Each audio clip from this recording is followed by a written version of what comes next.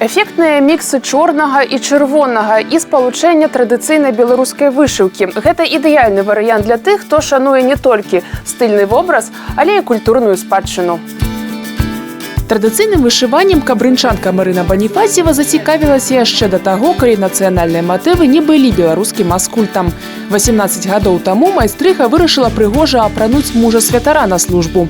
Услед за царкоўным шыццём паспрабавала рабіць мужчынскія кашулі для сяброў і знаёмых. Першыя крокі ў рамяство рабіла асцярожна. Упэўненасці ў тым, што вырабы будуць карыстацца попытам, амаль не было. А сёння рамесніца пакарае не толькі подыуму беларускага тыдня моды, але і сэрцы з жыхароў іншых краін – ад Новой Зеландии до Америки. Есть у нас мероприятие под названием «Мотельские просмаки». И есть такие моменты, когда приезжают именно на просмаки с семьями и ищут, где же та же самая Банифатьева, чтобы купить у нее там платье или новую рубаху. Вот. Также у нас и на байкерских слетах бывает. То есть, если ты побывал на слете, значит, обязательно купи рубашку Банифатьевой.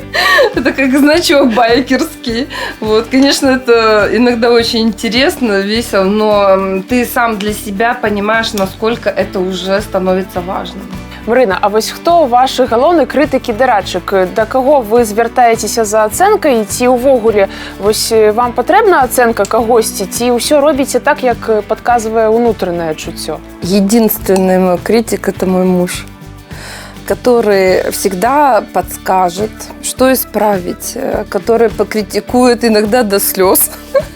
Вот, но ты понимаешь, что он прав, и начинаешь, наверное, больше усиленно над этим работать, что-то исправить, что-то придумать. Вот. Ну и потом, опять же, говоришь: Андрей, ну, посмотри, все-таки вот такой момент. Он говорит: ну, все хорошо.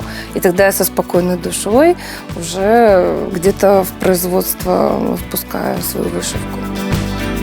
У калекцыях Марыны ёсць працы і з традыцыйным арнаментам, і з аўтарскімі распрацоўкамі. У меня, допустим, есть вот рисунок из книги. Вот, и этот рисунок мне надо обработать, чтобы машина вышивала. Вот этот самый рисунок, он уже у меня готовый. И я переношу его уже на машину и там вышиваю.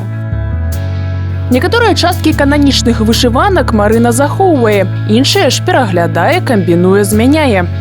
Я не шью вот именно тот народный костюм, который был раньше. Я, конечно, хочу, чтобы носили нашу одежду, вот, но при этом же был узор наш белорусский. Поэтому, конечно, я беру какие-то части узора и уже тогда думаю, как их где расположить. Марына вельмі любіць наш беларускі лён. Запусціць яго ў працу – адна справа. Пакуль машынка вышывае, майстрыха распрацоўвае новыя ўзоры. Зусім іншая, калі тканіна цяжкая і грубая. Тады ад станка не на крок, бо трэба кантраляваць працэс. Увогуле свае ўборы Марына шые з розных матэрыялаў. Напрыклад, апошняя калекцыя была з аксаміту. Вот у нас платье, тоже эксклюзивно. Это платье было на показе в метро, когда наши дамы-послы представляли мою коллекцию. У Марыніну вопратку з задавальненнем апранаюцца і жанчыны, і мужчыны, і нават дзеці. Нярэдка заказваюць і цэлыя сямейныя лукі. Очень многих мастеров жена с мужем, допустим, в паре одеваю. Потом приятно, когда где-то какое-то мероприятие и видишь свои работы. Приятно видеть. Тот же млын, мероприятие, да, где очень много мастеров. Идешь, смотришь, мои. Приятно. Вот. Арнаменты Марына шукае ў спецыяльнай літаратуры, але самай галоўнай крыніцай карысных звестак лічыць гутаркі са старажыламі. Когда бабуля из старого сундука достала рушник именно вот с хатой, которую в последующем образе я перенесла на платье, на современный крой. Вот, и получился шедевр, я думаю. Вот. Например, вот у нас юбка современная. Узор взят также из книги. Это был народный костюм Брестской области. Вот. И часть узора я перенесла на юбку. Также вот блузка у нас есть. Это деревня Николаевка Каменецкого района. С фартуха часть рушника, с блузки часть рушника. А получился у меня уже свой шедевр. Ну и дополнение, допустим, к платью можно вот такое полупальто с баской, которое особенно у нас носят хозяйки агроусадеб. Вот. Ну, выходят, встречают своих гостей. До речі, хатка на ексклюзивную сукенку крыжык у крыжык была перанесена са старога рушніка. У такім уборы жонка міністра замежных спраў Беларусі Вера Палякова красавалася на свяце ў Беларусі як дома, якое міністэрства арганізуе для паслоў і прадстаўнікоў дыпмісій з сем'ямі. Вы постоянно ездите на нейкія прэзентацыі, паказы, канцэрты, фестывалі. Ці ў гэтым плотным графіку застаецца час на адпачынак? Это очень сложный вопрос, самый сложный вопрос. Времени очень мало, потому что надо везде успеть, но как бы смешно не было, конечно. Доходит уже до того, что на некоторых мероприятиях из-за времени я не могу находиться. Вот, я отправляю, допустим, модельные школы вот, с показами. Где-то, конечно, стараюсь быть сама. Вот, но сложно. С этим сложно. Ну, але ж вы не можете ўсё гэта пакінуць. Ну, тому што гэта ваше прызначэнне, вы гэта ўжо разумееце цалкам дакладна. Был момент, когда действительно были мысли оставить.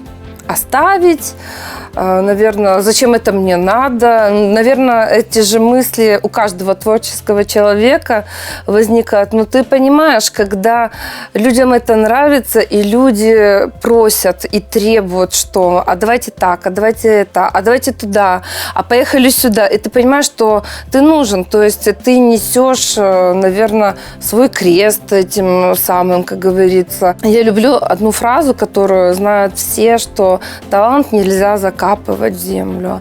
Наверное, Богом дан вот этот талант, который надо развивать. Да, я буду с радостью продолжать свою работу, развивать творчество. Я никогда не останавливаюсь, я постоянно чему-то учусь новому, причем разным видам ремесел.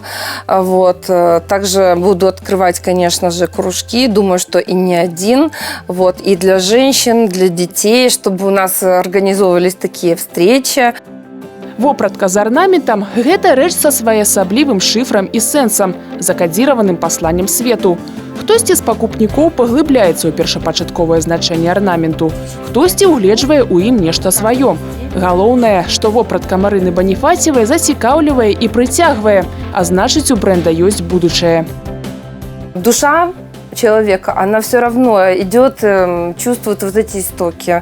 Она тянет назад к этим истокам. Мне кажется, наверное, народ и сама душа поэтому просто соскучилась. Поэтому, наверное, так и происходит. У Марыны грандыёзныя планы. Яна ўжо пакарыла Беларусь. І цяпер упэўнена, самы час пакараць свет.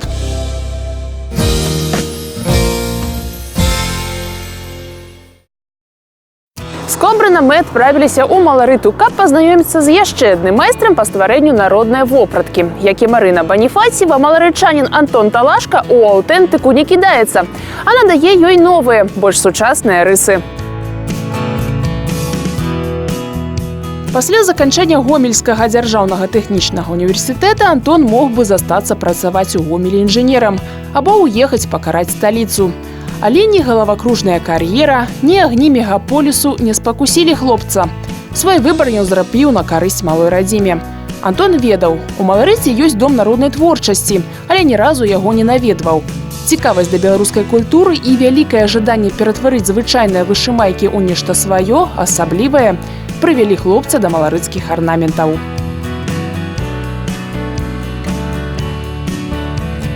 Гэта вялікі пласт культуры, як бы і культуры такіх скарбаў народных, якія ва ўсім свеце яны выкарыстоўваюцца. І просто як бы да народа дайшло, што гэта таксама прыгожа, гэта таксама магчыма выкарыстоўваць у іх штодзённым жыцці, а не просто як бы каб яно на паліцах музея было і ўсё. При первой же встрече увидел выставку, которую мы организовывали на территории лицея нашего. он прямо вот загорелся вот этими орнаментами, вот этим красотой, насыщенностью, богатством нашего малорицкого колорита. И уже тогда первый вопрос, который подошел к нам, говорит: а можно я приду к вам в Центр творчества и более конкретно вот и более детально буду изучать именно орнамент малорицкого строя? Ну, конечно, никаких преград. Главное, чтобы этим люди интересовались. У доме рамёстваў Антон стаў фатаграфаваць літаральна ўсё, што траплялася на вока. Далей алічбоваў фотаздымкі ў спецыяльнай камп'ютарнай праграме і заліваў малюнкі ў адмысловную швейна-вышывальную машыну. Я ему рассказывала, что обозначает каждый из орнаментов. Затем это было, как лучше перевести его. Это вот на изнаночной стороне, в обратном отсчете, он более выразительно для того, чтобы вышить его. А вот на лицевой оно сливается с этим кожушком, и оно более тяжело. Ну, конечно, мы с ним работали долго и упорно. Для некаторых людзей гэта вельмі важна. Напрыклад, каб быў узор сонікі альбо там як бы маці, дзіця. Вось, ну, канешне, але гэта такое пытанне вельмі складана, таму што ёсць нейкія кнігі, там напісана адно, а як бы у вёсцы зусім па-іншаму лічаць. Таму вось, ну, як бы мы калі з Валентинай Николаевнай, дырэктарам Дома творчасці, размаўлялі, яна сказала, што вось ёсць так, як вось у вёскі, гэта праўда. А тое, што ў кнігах, гэта можа быць праўда, а можа быць, яны і прыдумалі усё, ну, каб напісаць гэтую кнігу. Таму гэта такое пытанне вельмі спрэчнае. На незвычайны занятак хлопца падштурхнула матуля. Заўсёды захапляўся яе віртуознасцю. Увогуле, творчасць для сям'і Антона справа даволі звыклая. У нас як бы уся сям'я, у мяне ось прадзед ён шыў, бабуль, ну, як бы у нас у сям'і ўсе шьюць. Ну, як бы, а я просто як бы ось пачаў вышываць. Усе як бы добра да гэтага ставяцца. Усе ўспамінаюць то, што як бы мой прадзед, як бы ён таксама маларыце працаваў і шыў, і ўсе кажуць, што як бы ўсё адно пайшоў нейкай гэтай сцежкай. Ну, не такой, але крышку іншай. Так, крок за крокам нараджалася ідэя, як вярнуць славу народнай вопратцы, надаць ёй уласнае аблічча. Але галоўнае – зрабіць гэта не з дапамогай прынта, пастаўленага на поток. На фотаздымках, конечно, лепей выглядае як бы прынтованыя, але, ну, як бы у жыцці, конечно, лепей выглядае вышыўка. Ну, яно адразу як бы глядзіцца, ну, нібыта рукамі зроблена. Ну, ось, калі ёсць такая магчымасць зрабіць яшчэ такую імітацыю, то яно нават, ну, можна і не адрозніць, калі чалавек гэта не ведае. Яно просто фактурней выглядае ў жыцці. Калі гэта ёсць на гэта попыт, то гэта добра, што людзі як бы выкарыстоўваюць арнамент, нават калі ён і прынтованы, які галоўнае, каб гэта было з густам і ўсё. Каб больш часу аддаваць творчасці, Антон нават з маларыцкага прафесійнага ліцэя звольніўся. І цяпер разам з жонкай яны працуюць у тандеме. Ствараюць льняныя фартухі, футболкі, світшоты, цацкі, сурвэткі, торбачкі. Да таннай няякаснай тканіне вышыўка будзе выглядаць недарэчна. А іголка можа на вылет прабіць тонкае палатно. Таму для вышыўкі Антон звычайна выкарыстоўвае бавоўну і лён. На тканіне вызначае дакладную кропку, дзе і размесціцца вышыўка. Майстар замацоўвае пяльцы, падкладвае пад будучы арнамент-стабілізатар і трымае яго разам з тканінай. У залежнасці ад складанасці малюнка на вышыўку спатрэбіцца ад 30 хвілін да 1,5 гадзіны. Чым болей колераў, тым больш часу. Трэба глядзець, таму што машына можа там і тканіну зажываць. Вось, напрыклад, ну, ёсць такое, што яна і рве і нават тоўстую тканіну са світшота. Таму гэта трэба глядзець, слухаць, ну, так не адыдзеш і аставіш яе. Ну так, трэба, вось, калі там на гадзіну 7 разоў ніткі змяніць, то гэта кожны 10 хвілін ты вось змяняеш нітку. На крыжыках майстар не спыніўся, пачаў эксперыментаваць, рабіць іншыя дызайны вышыўкі і паступова асвойваць гладзь. Ты нешта прыдумляеш, як бы, ну, як бы усе свае гэтай творчую энергію сюды і як бы нешта прыдумляеш, і таксама прыемна, што людзі гэта ацэньваюць, што яны гэта таксама, ну, ведаюць гэту каштоўнасць, што ім таксама гэта падабаецца. Ну і гэта такі вось абмен энергіі. Са стойкі ля адзення на нас паглядаюць вышытыя птушкі-чырвонакніжнікі, вялікі арлец, барадатая кугакаўка і не толькі. Гэты выраб прысвечаны знакамітаму мастаку, сусветнаму знакамітаму мастаку беларусу Марку Шагалу. І вось вышыўка па яго карціне. Вось гэты выраб мы рабілі на аснове маляваных дываноў, якія вельмі былі папулярны ў Беларусі. І мы зрабілі вось такую вышыўку. Асноўны матыў маляваных дываноў гэта такі багацце кветак. Гэты выраб гэта маларыцкая кашуля, птушкі, якія глядзяць адзін на аднаго і як сімвал кахання. Кароткія перапынкі паміж вышыўкамі Антон таксама выкарыстоўвае з карысцю. Тут жа у майстэрні «Мой родны кут» фатаграфуе і здымае відэаролікі з гатовымі вырабамі, распрацоўвае новыя дызайны. Напрыклад, зараз майстар абдумвае, як стварыць серыю пра вандроўкі і падарожжы. І зусім хутка яе можна будзе знайсці ў крамах Брэста, Гомеля і Мінска.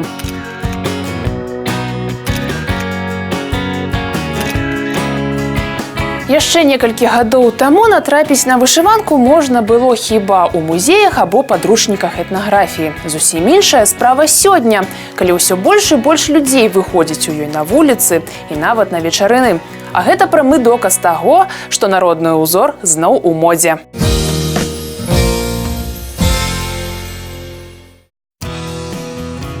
Мастаку Пятру Данэліі лёс падараваў талент і творчае даўгалецце. Спявак неба і паэт-рамантык беларускага пейзажу, адзін з заснавальнікаў брэсцкай школы жывапісу.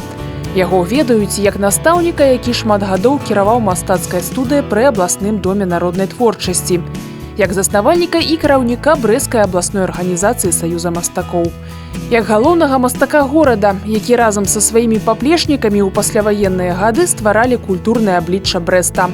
Выстава ў гонар выдатнага майстра пензля і фарбы адкрылася акурат у дзень, калі яму магло бы споўніцца 100 гадоў. Петр Алексеевич, как говорится, он не только был прекрасным художником, но он был еще прекрасным отцом, семьянином. Так что мне повезло, мне посчастливилось встретить такого человека и пройти с ним по жизни 45 лет.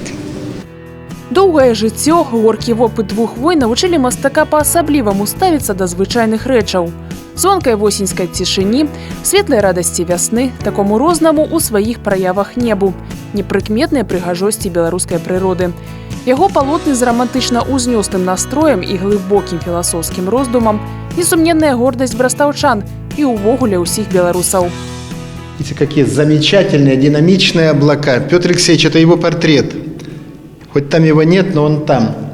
Такой же красивый, динамичный, видите, как солнце, как темнота. Тут все, что как вода. Данелия – это символ. Символ был и белорусских художников, и нашего города Бреста. Он был и защитник художников, но и отец тем более. Мог улыбаться, мог наказывать и прекрасные слова говорить. Он был высокий профессионал. Человек не слова, а человек дела. Выстава знаёміць і з асабістымі рэчамі Пятра Данэліі, фотаздымкамі, дакументамі, медалямі, значкамі. Творчых жа работ мастака прадстаўлена 29. 3 з іх з асабістай калекцыі Кацярыны Данэліі, астатнія з фондаў мастацкага музея. Это классическая русская школа, если можно так выразиться, да, это крепкая, профессионализм с одной стороны, а с другой стороны вполне узнаваемый собственный почерк, собственный стиль, такая вот глубина и основательность во всем, в каждом мазке и в каждой работе. Пазнаёміцца з выставай, прымеркаванай да стагоддзя Пятра Данэліі, можна ў мастацкім музеі да 12 лютага. Але па словах удавы мастака, гэта толькі прадмова. У яе планах арганізацыя яшчэ 2 выстаў «Бацька і сын» і Пётр Данэлія ў інтэр'еры майстэрні.